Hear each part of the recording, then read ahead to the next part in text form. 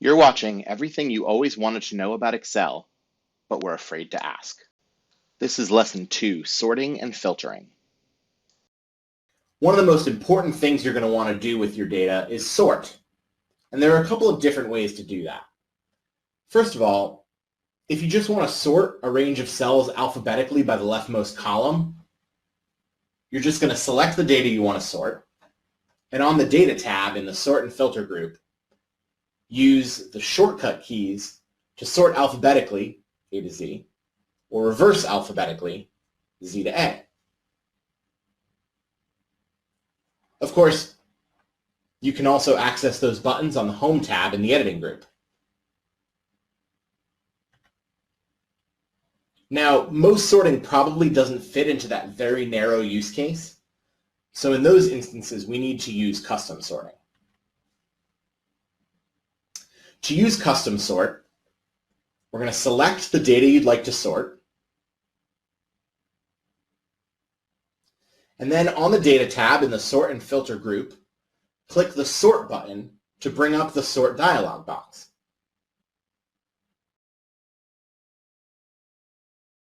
Once you're in the Sort dialog box, you'll be able to select just exactly what criteria you want to sort on.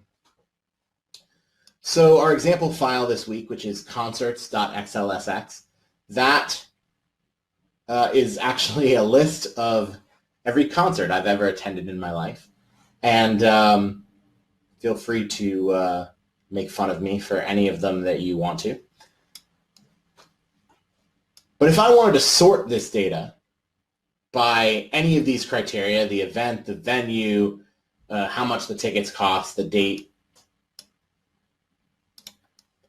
I would select which column I want to sort by.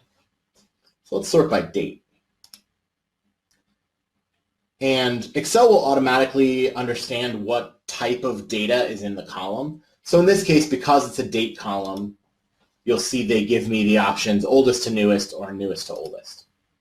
I'm going to do newest to oldest and hit OK.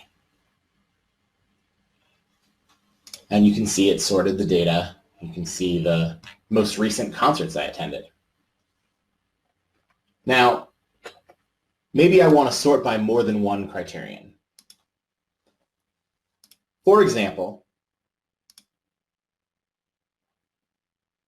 I want to sort by the name of the concert, but there's some acts that I've seen more than once. So I want to add an additional sort criterion. I do that by clicking Add Level, and I'm going to sort by date, oldest to newest, and click OK.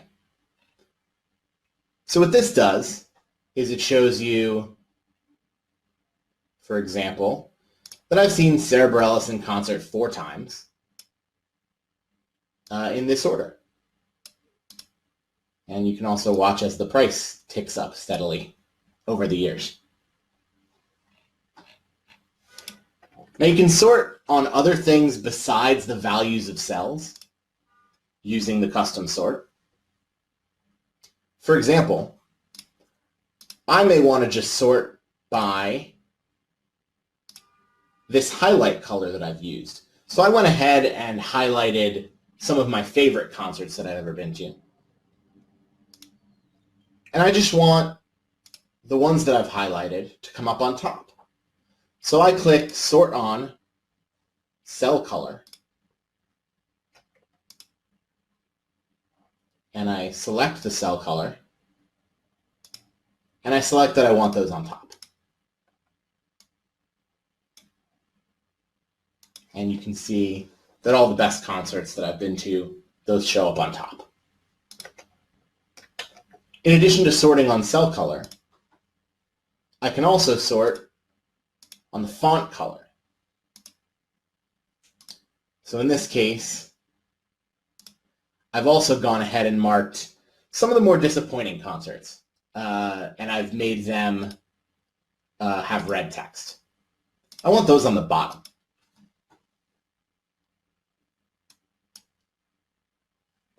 So now I've gone ahead and put all my favorite concerts up top. Everything else in between. And then I love Bob Dylan, but unfortunately he just didn't put on a very good show. Down at the bottom. And you can do any combination of these things when you're sorting. It's also important when you have header rows in your data, it's important to make sure that you always have the My Data Has Headers option selected. Otherwise, it's going to sort your header rows as if they were data. Now, sometimes you don't want to sort your data. Sometimes you want to leave your data exactly the order it's in, but you just want to look at certain parts of it, to isolate certain parts of it in order to do different analysis or reporting or anything like that. For something like that, you're going to use filtering. Now, to use filtering, you're going to select the data you'd like to filter.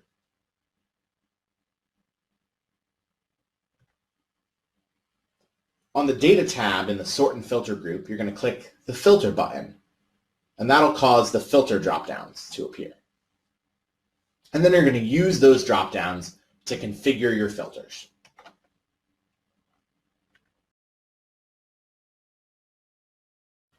So to operate the filters, we click on the little filter dropdown at the top of any column in your data set. Now, you can select and deselect all of the options by clicking the Select All checkbox.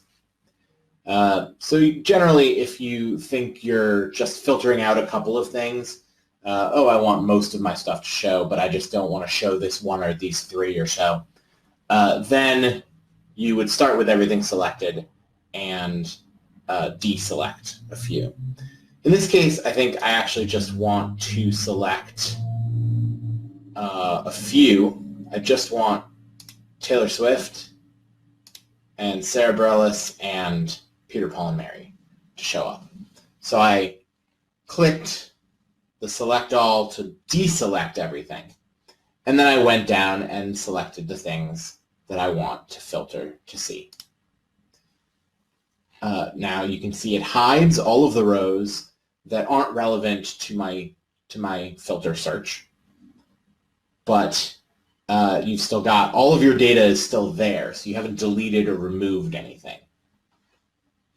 So this is a great way to just do some quick analysis or some quick reporting to show people. Another important thing that you can see is when you have dates in your column, Excel will handily group them by year and month for you so that you're able to do kind of a date range if you'd like. So in this case, I'd like to just look at concerts that I've been to in the last 5 years.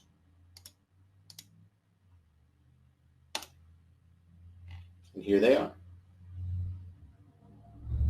Now, anytime you want to remove a filter, you can always go in and just click and hit Select All. But also on the Data tab in the Sort and Filter group, you can see there's a Clear button, and that just resets your filter. Don't hit the Filter button because that removes the filter drop-downs altogether. Now you're also able to filter on text or numbers.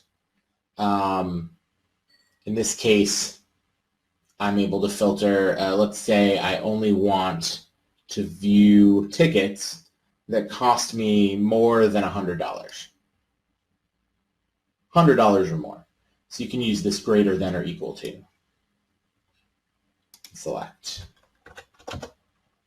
Type in 100, and it'll filter down to just the tickets that cost more than $100 each. You're also able to filter on those same criteria that we talked about for sorting. So you can filter by cell color. We can look at just my favorite concerts. Or you could filter by font color. Or you can filter by things that have no color, no cell color, or no font color applied. Thanks for watching. Make sure to check out our next video to learn basic Excel formatting. And don't forget to like and subscribe to our YouTube channel so you don't miss out on new Excel lessons, tips, tricks, and shortcuts.